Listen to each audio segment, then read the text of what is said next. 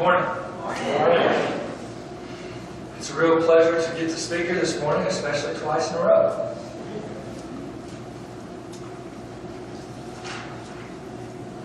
As was mentioned, I'm a family lawyer. I practice in family law, which is a really good lens on humanity and the interaction of people with each other and relationships.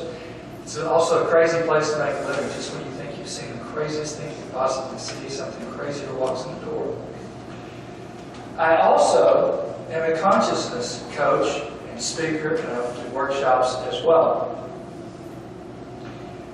One of my favorite stories is a man and his wife. They were walking through the cemetery one day, and she looks over, she sees a gravestone. He says, "Here lies an attorney and an honest man." And she said, "Oh, look, honey, they're stacking them two in the grave now." So a lot of people ask me, how do these get along? How do you be a lawyer and a consciousness person? And the answer to that is those two aspects of who I am actually complement each other pretty well. Because anybody that's studied consciousness, if you look out there, you know there's been a whole lot said about it. There's a lot of people that have tried to describe it, tried to theorize about it, try and explain their experiences. A lot of writing out there and a lot of theories out there in consciousness. But there's not a whole lot of practical discussion of, okay, all this wonderful stuff, what do we do with it? How do we apply it to our lives? As a lawyer, day in and day out, I'm dealing with very, very difficult, thorny, emotional problems and trying to find solutions to them. So the lawyer side of me takes the consciousness side of me and says, how do we take all this stuff and drill it down into a practical form where people can apply it and use it in their lives? So for me, the real question of consciousness is, how do we use it to improve our experience of life? How do we use it to improve the way we act with and care for our fellow human beings? And how do we use it to make us happy? To address that, we have to start talking about the ego. And there's a lot of different definitions out there for ego, but I'll take the one that I use and how I'm using it in this discussion. The ego basically is the alarm system for the physical body. It's what tells us there's danger, or something's wrong, or we're in trouble. It's what draws the line between me and you. It's what, when something dangerous comes up, sounds the alarm and then fills us with the flight or fight response so that we can deal with it. It also pushes us to pursue pleasure, things that will perpetuate our lives and perpetuate the species in general, like food, clothing, procreation, those types of things. So the ego is the apex of our physical animal consciousness. And I like to refer to it as the chimp. I think the chimp is kind of a good metaphor for that animal aspect of our nature. This question of how do we take our lives from ordinary to extraordinary? I've read a lot of things. I've studied religion, spirituality, physics, metaphysics, psychology, on and on and on. And there's kind of a common answer to that. If I was to try and drill it down to the simplest possible answer, the answer to that question is lose the chimp. We have to transcend that animal aspect of our nature. We have to transcend our ego in order to get to this larger, purer, greater experience of life. If you want to catch a chimp, there's a very simple way of doing it that's very effective. Take a jar that's just big enough for the chimp to get his hand in, and you chain that jar to a tree. And then you put a banana in the jar. And the chimp will reach in there and get that banana, and when it tries to pull its hand out, it can't because the opening is just big enough for his hand to get in. When it's got a fist, the hand won't come out. Well, the chimp will sit there and fight and claw and try and figure out how in the world to get that banana out of that jar, but it will not let it go. Meanwhile, a bushman sneaks up behind the chimp and bam, smacks it in the back of the head. And that's kind of a metaphor for life. When our ego is really focused on something, life has a way of sneaking up behind us and kicking us in the back of the head. The problem with the chimp is it gets very narrowly focused. It doesn't see the big picture. It doesn't have the broader considerations and the broader understanding that help us live life more fully.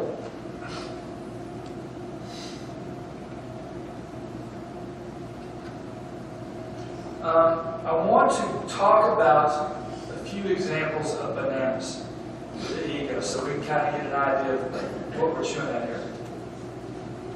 Example number 1, self-interest. There was a couple that had amassed a very nice art collection over many years. They had a palatial home and they had all these pieces of art displayed around their home. And they're sitting around at dinner one night and they had 2 teenage daughters. And one of the daughters is looking around and said, "When y'all die, we can sell these, can't we?" And Mom, without skipping a beat, said, "If you inherit them." So the daughter's chimp was focused on self-interest. When she looked around, what she saw was these things that she could sell to get what she wanted. Security, a date, a car, whatever the case may be. She saw that as a resource. But the chimp was completely blind to what it meant to her parents. The chimp missed the fact that they had invested a lot of time and energy in acquiring this collection of art, and it meant something to them. It meant something very important to them. And as a result, the chimp may well have talked itself out of an inheritance. Bad chimp. Bad chimp. Another example of banana is vanity. There was a young cowboy, and he was just starting to make his way in life, and he bought a new ranch. And he invited a whole bunch of people in the town out to his new ranch. And he was a handsome fellow. He was kind of the rage amongst the ladies.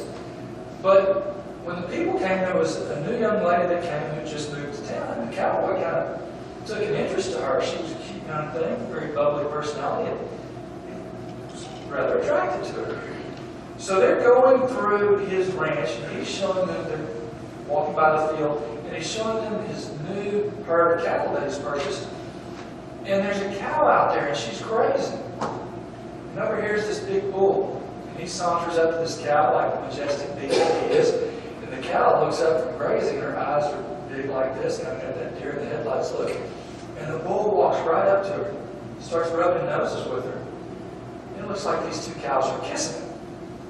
This cowboy kind of leans over to this young lady and says, "That looks like fun, doesn't it?" And she said, "Well, it's your cow."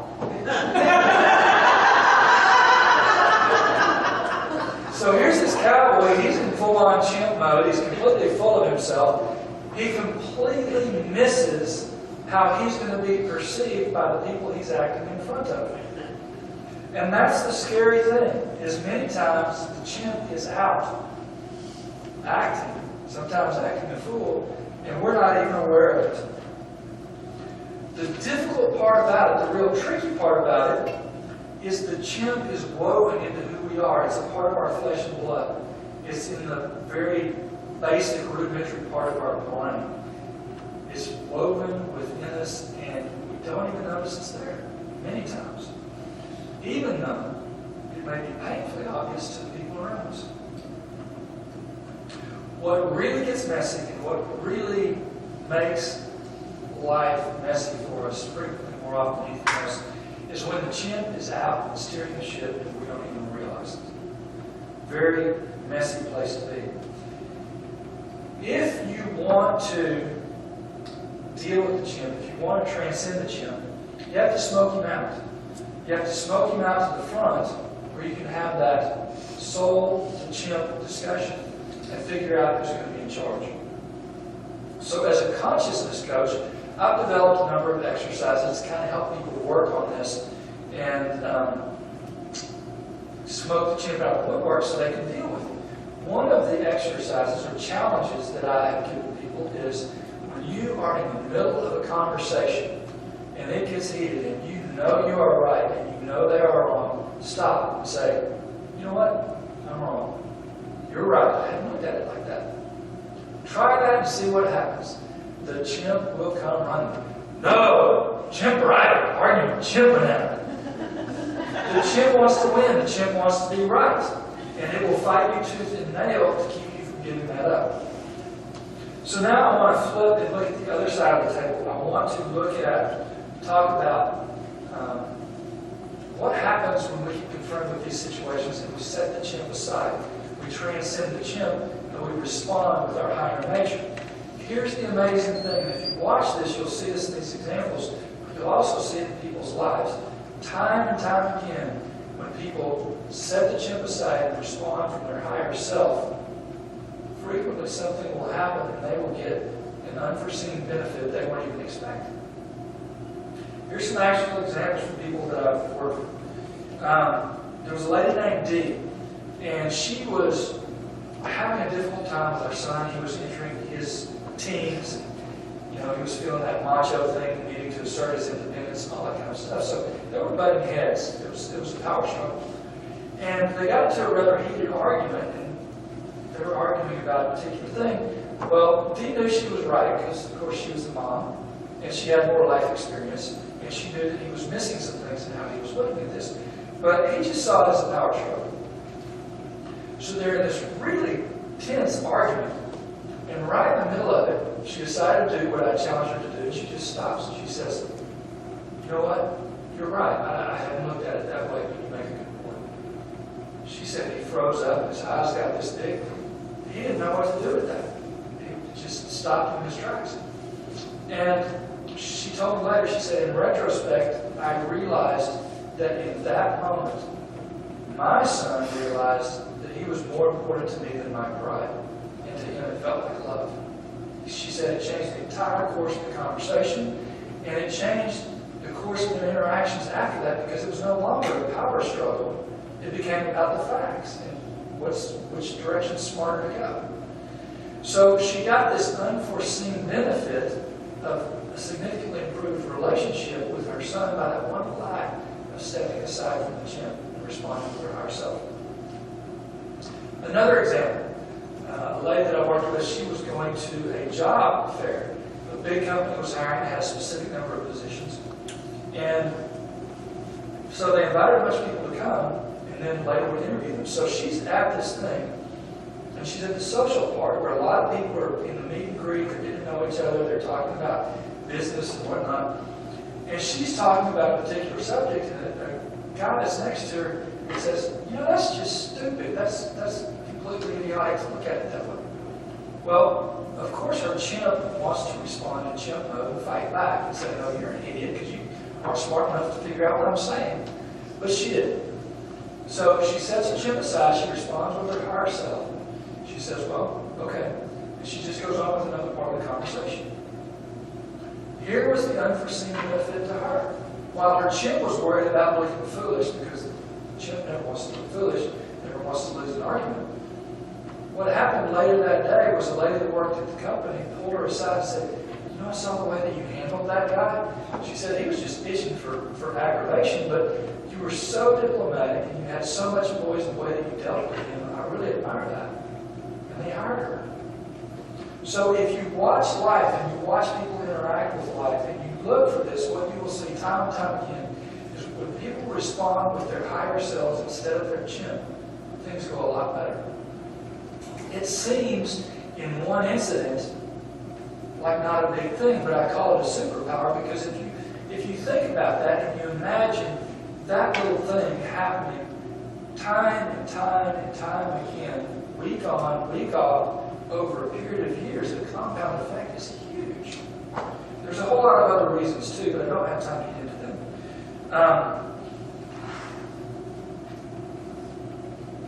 So we ask ourselves, how do we go through this process of losing the chimp? How do we transcend the ego? The tried and true historical way is you stumble and bump through life until you hit your head on a brick wall, and then you stop and say, that kind of hurt. Is there a different or better way to do this? Or you encounter a tragedy and you say, am I really looking at life the way I should? Why did this happen? It is usually the hard knocks that make people stop and say, maybe a little improvement would be a good idea. But fortunately, we've come to a place in history where we understand consciousness, we understand how it works, we've mapped it out pretty clearly, and we now have the knowledge and the wherewithal that if a person is inclined to do it, they can proactively self-evolve. They can prevent the brick wall before they collide into it.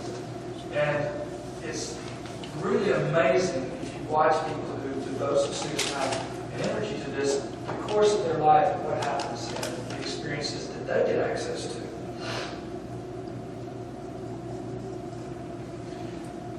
Sherlock Holmes and Watson went camping one weekend.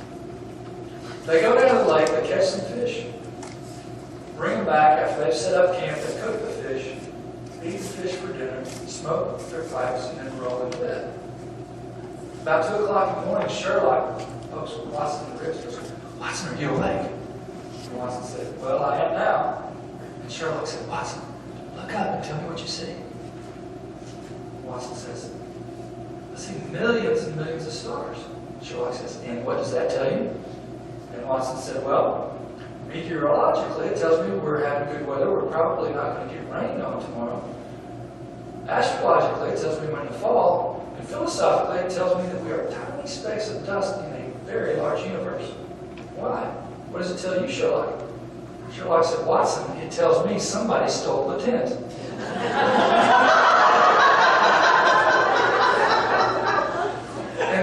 And that's the challenge that we're dealing with consciousness. What's obvious to some is not obvious to others. And the reason for it is because it's hiding in plain sight. So, how do we go through this process of if we are the kind of people who are inclined to proactively self-evolve, how do we do it? Meditation is an extremely useful tool. Research has shown that meditation is one of the most reliable ways of making your brain and your thought process more coherent. Secondly, have a map of consciousness so you have some idea where your consciousness is and where you want it to go and how you traverse the space in between those two. The third thing, there is a checklist. I have read many books over years and years and years. I've looked through religion, philosophy, psychology, the whole list I ran through earlier. And I keep seeing over and over again 21 things, or mind skills you might say, that wise men throughout history have said, if you develop these skills, it will raise your consciousness. In effect, that's what they've said. If you will develop these skills and you can function well in these mind skills, it will take you to a higher level of consciousness. And I'm just going to read these straight out of my book. Probably none of these are a surprise to you. They're probably all familiar to you. But here they are. Honesty, egalitarianism, equanimity, faith, responsibility, balance, empathy, non-judgmentalism, open-mindedness, presentness, courage, appreciation, love, emotional discipline, mental discipline, flexibility, positiveness, assertiveness, objectivity, communication, and awareness. And what will happen if we take those 21 mind skills and we understand what they look like when they're functioning well, and we understand what they look like when they are not functioning well, then we can target them and say, okay, here's an area where I can improve. Here's a way in which I can raise my consciousness. Ben Franklin developed a very effective system, which the pragmatic lawyer side of me says, hey, here's a great tool. Let's copy out Ben Franklin and use his method. Ben believed that there were a certain number of virtues, he thought there were 13, that would make him a good human being, a good person. So he decided he wanted to cultivate those values within himself. So he made a chart, value 1, and he'd work on it for a week. And every time he messed up on that particular thing, he would put a little check mark. After a week, he would move to the next one, start working on that. Every time he made a mistake on that one, he'd put a little check mark. And he tried one by one to get better at each one and more skillful at each one. And what he found out was if he tried to do them all at once, it was too much. He couldn't make any progress, such as overwhelm. But when he spent a week on each one, in the week that he focused on one, he would make very good progress.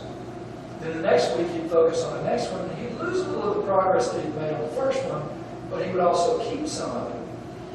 So what he found is, as he kept rotating through this, after a few years, he could go through his entire cycle of virtues and have very few lapses.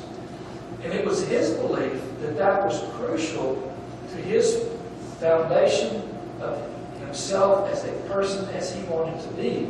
And he also believed it was crucial to the foundation of his success. So, if we follow this example and we proactively work on ourselves and we proactively evolve our consciousness, we can move out of experiencing life as a chimp and move our lives from ordinary to extraordinary. It was a great pleasure getting to talk to you today. I really enjoyed being here. You've been a wonderful group of people. And now the next thing that we're going to go to is our closing hymn. And it is hymn number 318, We Would Be One.